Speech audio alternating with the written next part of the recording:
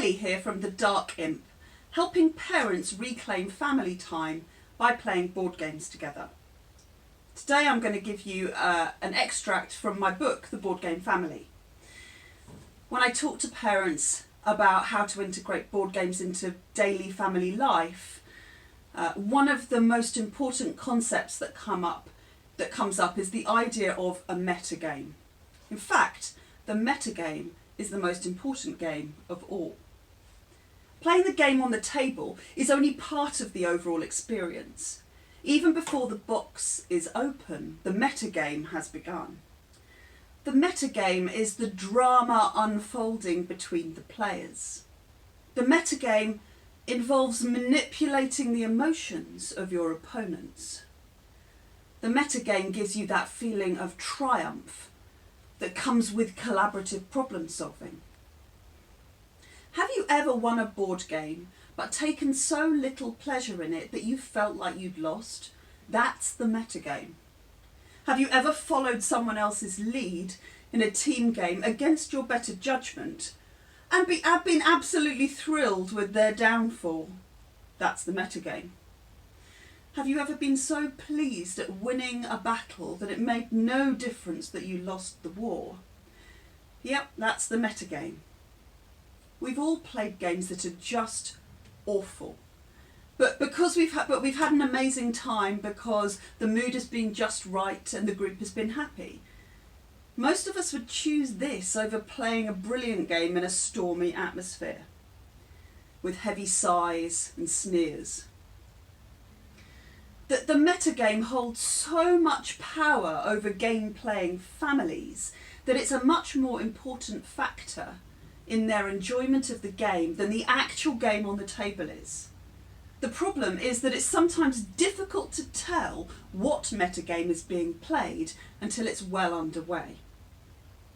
As parents, we often try to influence the metagame by reminding the players to be nice to each other. However, just proclaiming that winning doesn't matter and it's taking part that counts doesn't make it true for all the players. While the playing of the board game is contained within time and space, the metagame is much, much bigger. The metagame may not start with a level playing field. The son who's just convinced his parents that his sister is to blame for some household crime while getting off scot-free himself has much more metaphorical cash in the bank than his sister does. The younger daughter, who's just passed her driving test for the first time, while her elder sister waits to retake it again, has a serene protective shield around her, making her immune to attack despite her sister's best efforts. It's not just general family life that impacts the metagame. Events of previous game nights play their part as well. The memory of an important alliance severed in a moment of gleeful backstabbing might provoke a wary mistrust that sounds the death knell to tonight's cooperative game. Someone's very lucky win in a previous game may trigger a loud, cocky and wildly overconfident performance the next time the box is brought out, infuriating everybody and ultimately making their messy demise all the more dramatic. So, if the metagame is so volatile, how do we tame and influence it? It's difficult to set rules for the metagame. Setting rules would be like trying to control the emotions that people feel. And if you've ever been told to calm down when you're in a rage, you'll understand that directing other people's emotions isn't that easy. So it isn't about establishing the rules and then trying to enforce them. It's about influence. Influencing your family while they play games will take a bit of thought, preparation and probably practice. You may even have to significantly change your own behaviour to start guiding the behaviour of others. Let me get one thing straight. There's nothing wrong with being competitive. In fact, game playing totally relies on it. There's nothing worse than playing a game with a group of players who aren't trying to win. Having the aim of winning develops strategies, sharpens problem solving, and improves skills needed to achieve. People who don't try to win are just passengers, and winning against them doesn't feel like a win at all. We want to know that we've won on our own merit.